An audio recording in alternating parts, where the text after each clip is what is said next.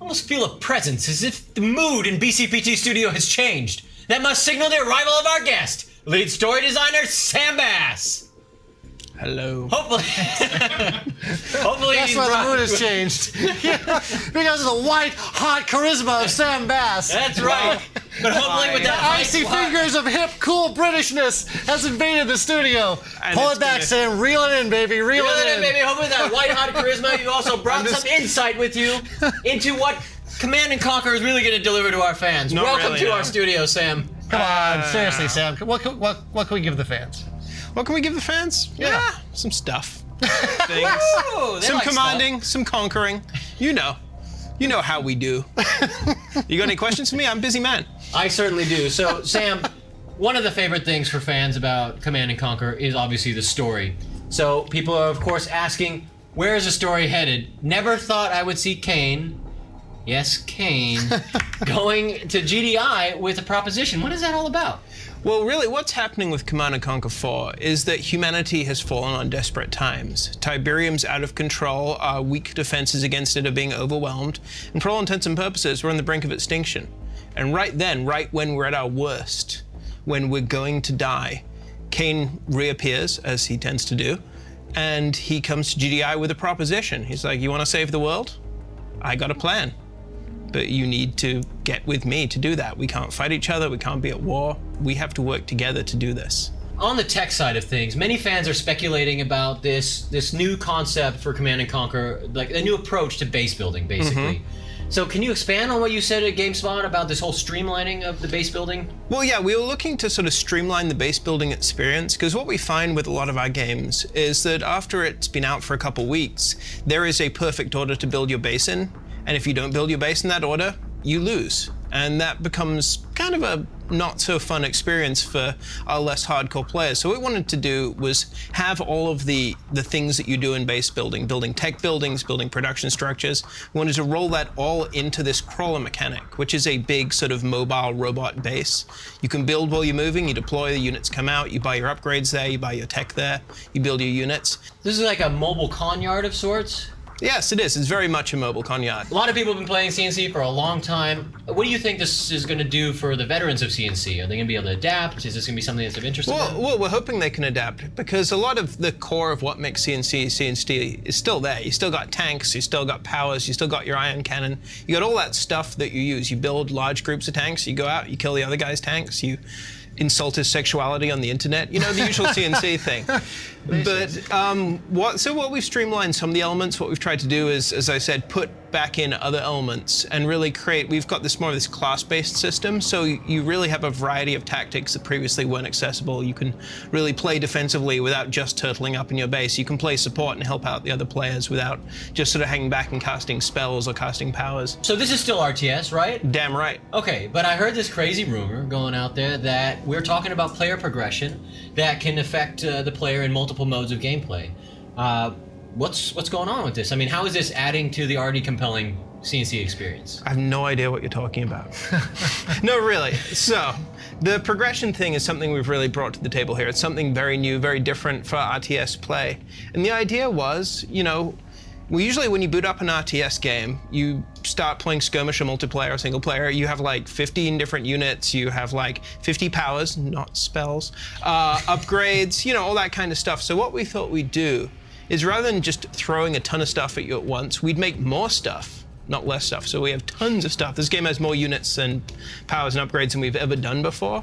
But rather than having you start out with all of them, we have you start out with a good complement of basic stuff if you want to go online and kick ass. And every time you play, single player, multiplayer, skirmish, whatever, you earn experience. Experience goes towards leveling you up at the end of a match. Leveling you up allows you to purchase new units, new upgrades, new powers, new things that give you more options when you play. So, you know, yeah, you can still go out and build tons of tanks and flood your enemy's base, but suddenly you have a variety of ways. You've got access to stealth stuff. You have different powers you can use. You can borrow. You can do all kinds of things. But rather than hitting you with that all at the beginning, we want you to earn it. We want you to sort of trickle it down. So by, 5-10 hours into the game, you've got a really personalized, customized army you can take online and fight someone with completely different stuff and have a very unique experience. So let's say you're an amazing player like myself, and you're somewhat humble, and you don't want to necessarily venture out in the online world and make people feel bad. You could play skirmish and kind of build yourself up. Exactly. Everything's persistent across the game. So if you earn it in multiplayer, you can use it in single player. You earn it in co-op, you can use it in skirmish. It's all persistent across the game. So rather than having a sort of designer scripted trickle of units throughout the campaign, it's what you earn. That's what you use, that's what you play with. And you can really steer it towards supporting your style of play. What does any of that have to do with me? Well, one of the things you can earn is a commemorative Joe Coogan gold statue. Can you just touch a little bit on upgrades for this game? Yeah, well, we've got, it's a Command & Conquer game. There are always the upgrades. They turn your flames blue or give you some kind of Tiberium thing on the back that makes you more scary. But yeah, we have a ton of upgrades. That was one of the things we really dug down on, especially if you're playing our offensive class, which is primarily based around tanks and rude language. And so the goal is, Sounds you like buy I your found my tanks. place in the world finally. I know where I'm going in the game. You're an offense class player, I could see that. so. So you can really work out how you want to spend your experience points to make it the faction that you want to play. Me, I'm not that fast an RTS player. I'm not one of those 120 click a minute kind of guys. I'm more like 3, and I don't actually know what a keyboard is, so I can't use hotkeys. But it means I tend to play a defensive class, and I buy the upgrades that make my units more devastating, more powerful. And Is this a pattern for you? Yes, I am a very, very insecure person. I cry myself to sleep every night. Oh, Sam. But I need a hug. But so what I do is I try and buy the upgrades that support me not being faster, because I can't handle faster, I'll just freak out.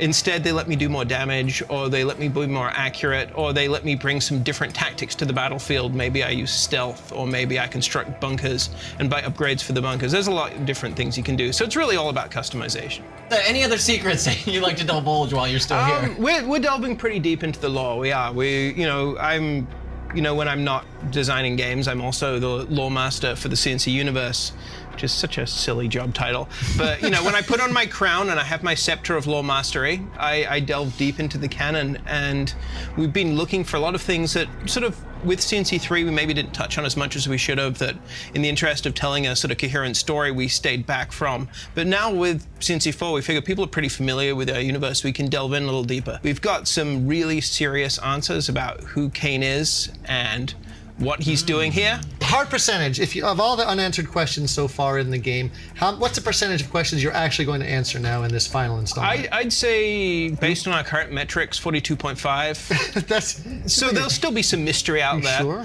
One of the things Less than half, though? That seems daring. Well, you know what? Our fan community is not vocal in any way. They're very calm, quiet people, so I'm sure they'll be fine.